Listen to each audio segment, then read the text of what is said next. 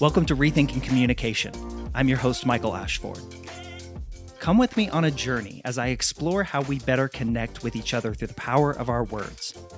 For most of us, formal education left gaps in our ability to communicate well with each other, especially when trying to navigate conflict, inspire change, and overcome misunderstandings. I'm a former journalist, a speaking coach, and a communication expert, and my goal is to encourage you to rethink what it means to be an effective communicator, from the stage to the meeting room to the living room and everywhere in between.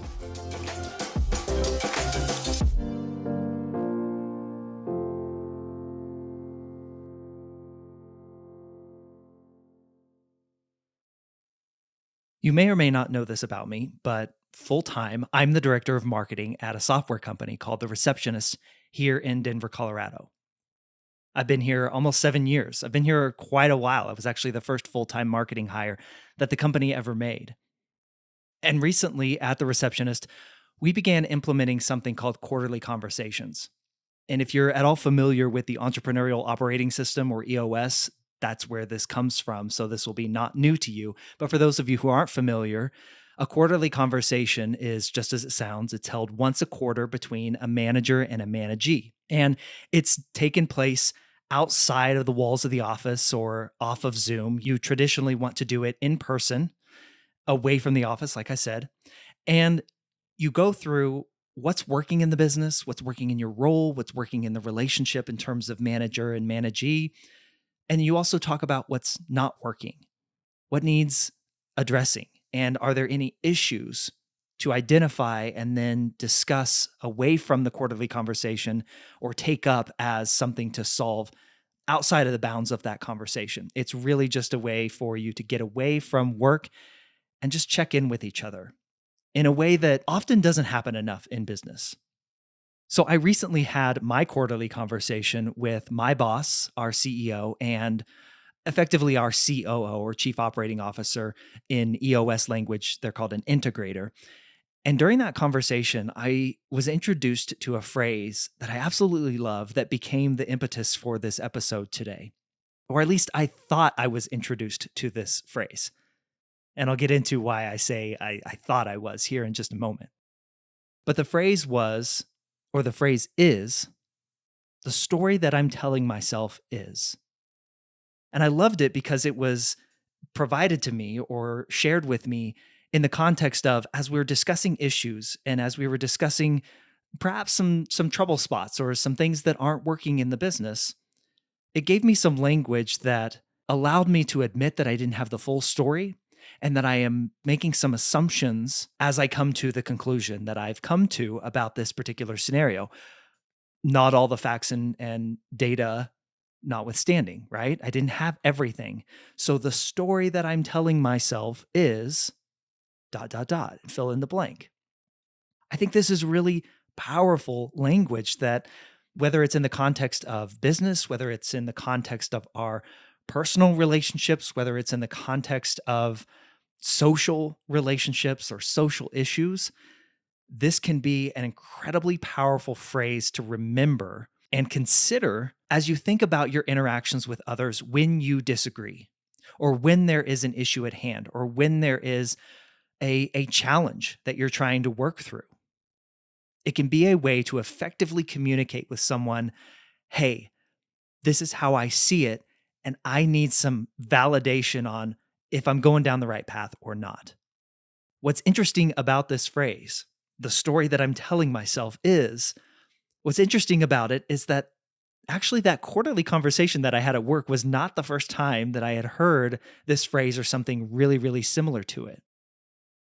As I started to consider it, and as I started to think about how this fits within effective communication, I started to go back through my episode backlog here on the show. And actually, I came across one very specific example of a guest here on this show saying something almost word for word, this phrase, the story that I'm telling myself is. And it was Monica Guzman back in episode 81. Monica's been on the show twice, both in episode 106 and episode 81. But back in episode 81, I want to play you this clip as we get into how we can actually use this phrase, the story that I'm telling myself is, to be better communicators with each other, especially when disagreements or conflict are at present. So here's a quick clip from Monica Guzman, and then we'll get a little bit more into how we can make effective use of this in our everyday lives here in just a bit. So the stories we're telling each other, isn't it so funny to be surrounded by information but be completely misinformed? It's the most fascinating paradox of our time to me. We are more connected and therefore less connected than ever. More of us are talking, fewer of us are listening. Uh, we are throwing information out there all the damn time, and we are less informed about each other than ever. Like, wow. And so you have to ask, like, what is this information even doing? What is it contributing to? So yeah, we're having, I think, very inaccurate disagreements because we come into them assuming that we know the way in which we disagree, but we don't. And so we begin disagreements already at the point of fighting, right? Where we think we know what the other person believes, but do we? Do we?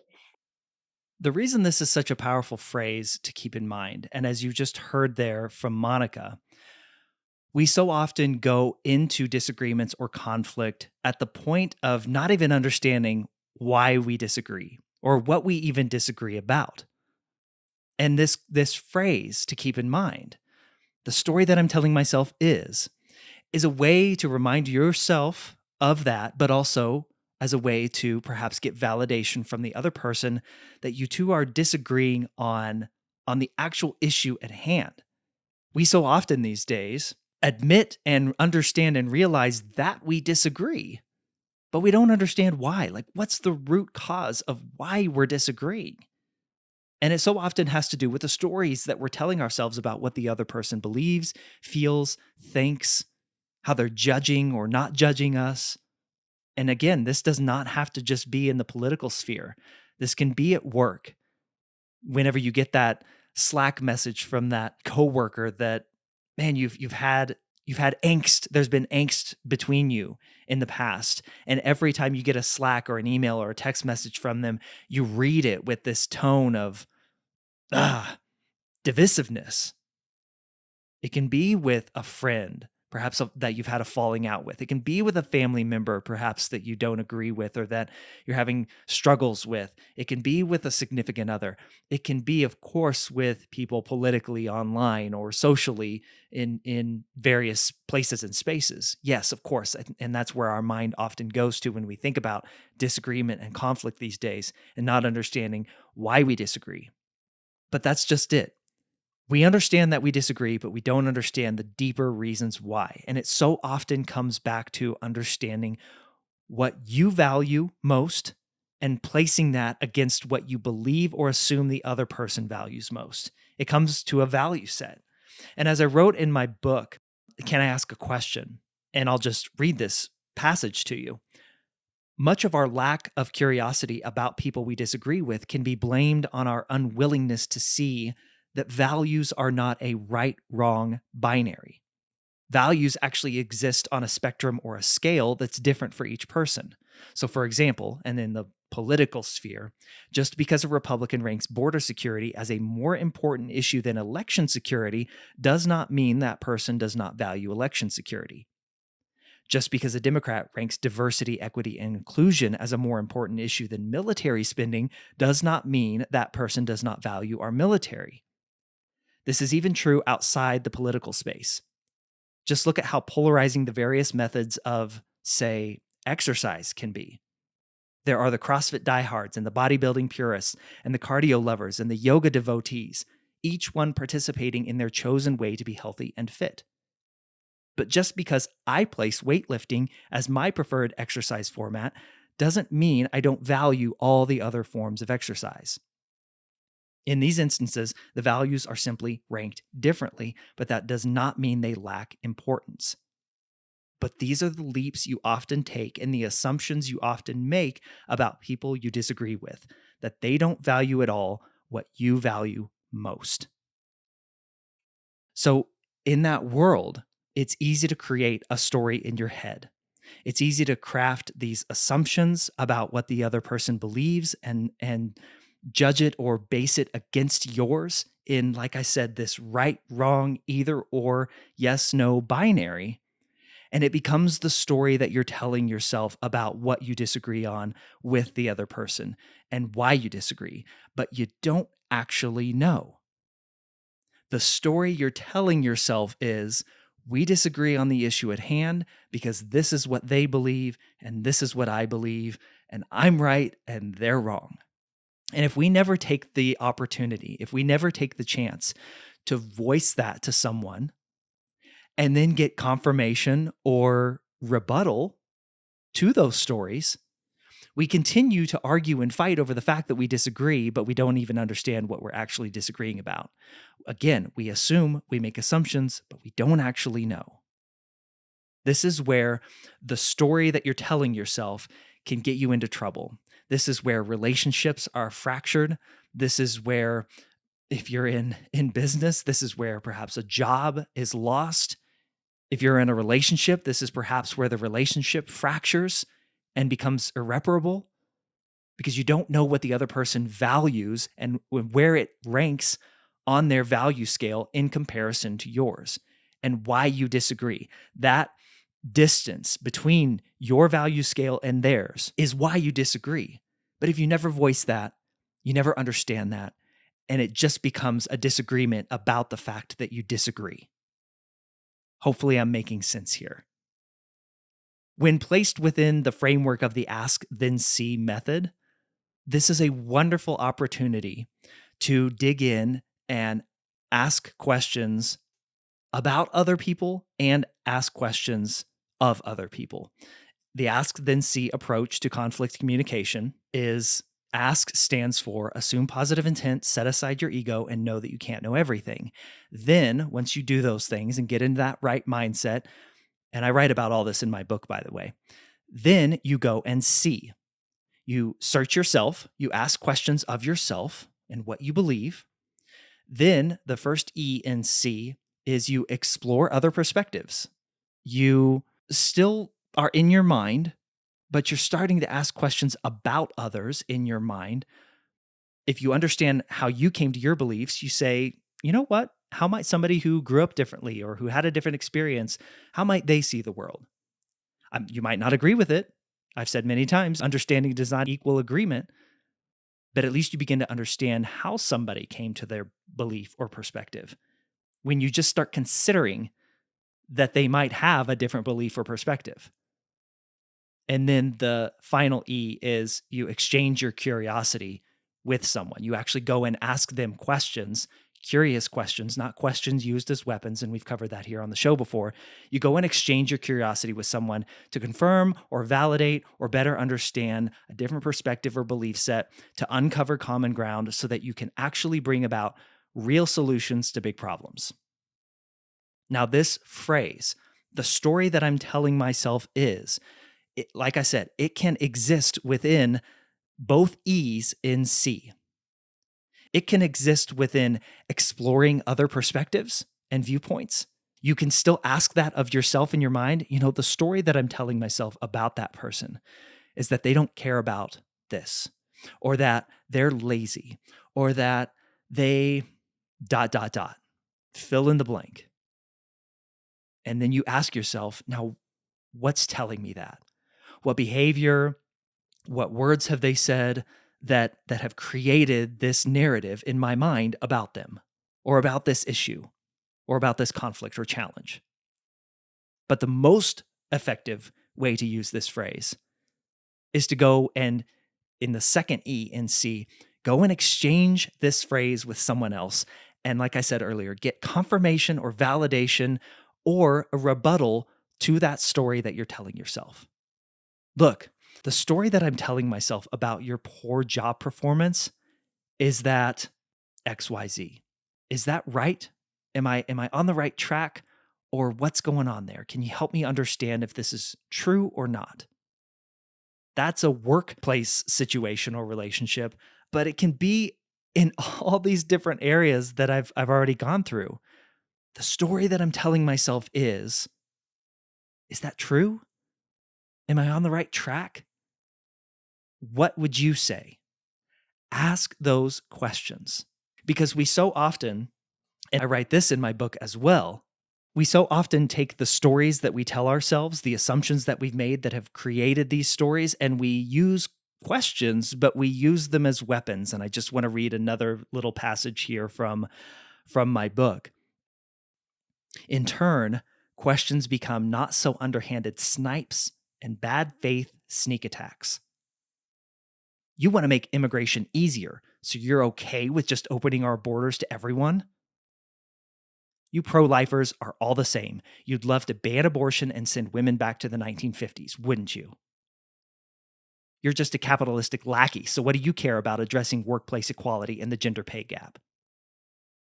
You just love making everything about race, don't you? You can see how those questions are unhelpful and only advance the fact that you disagree, not why you disagree. There is an enormous difference there. And if you never take the opportunity to explore why you disagree in the first place, the value system, the underlying value system that is at play within the disagreement, then all you will ever do is just argue and fight and live through conflict about the fact that you disagree. And in that world, the person with the most authority wins out.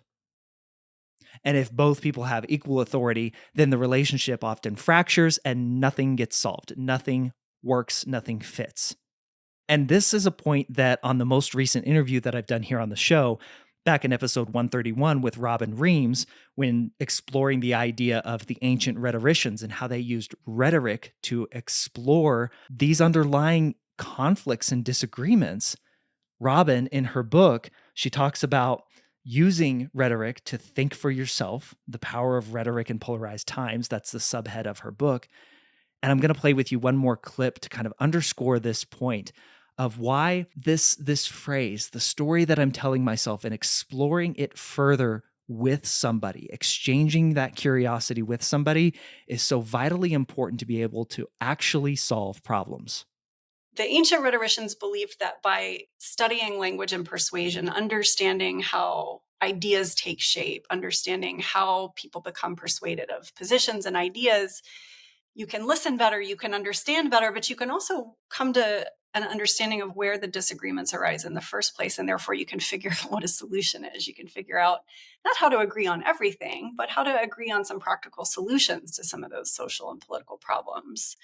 And so they studied all the forms of argumentation, all the forms of persuasion, everything that they saw that worked, that had an effect on how people thought, how they acted, how they behaved, how they responded to issues. They studied that. They memorized other speeches. They practiced their own. They sparred with one another.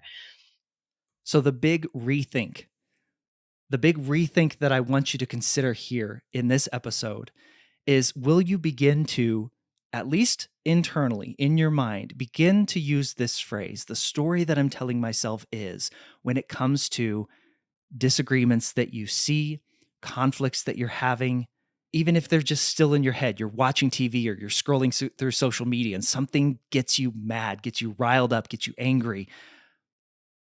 Ask this question. But better yet, go and ask it of someone else. And it's really not a question. Repeat this phrase, consider this phrase, consider your answers to this phrase, and then go ask someone, go ask the person that you disagree with, ideally, to validate or rebut the story that you're telling yourself so that you can actually agree on what you actually disagree about.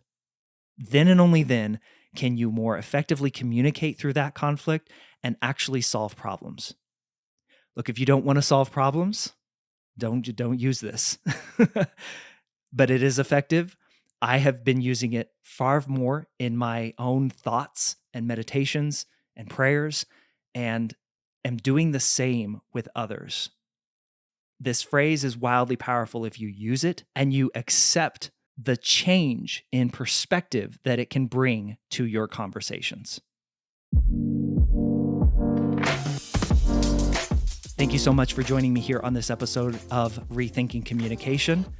If you ever want to get in touch with me, you can always go to my website, michaelashford.com, and reach out there, or you can always email me at michael@rethinkingcommunication.com. Share this episode with your network and help me spread the good word about what it means to rethink the ways that we've been taught to communicate.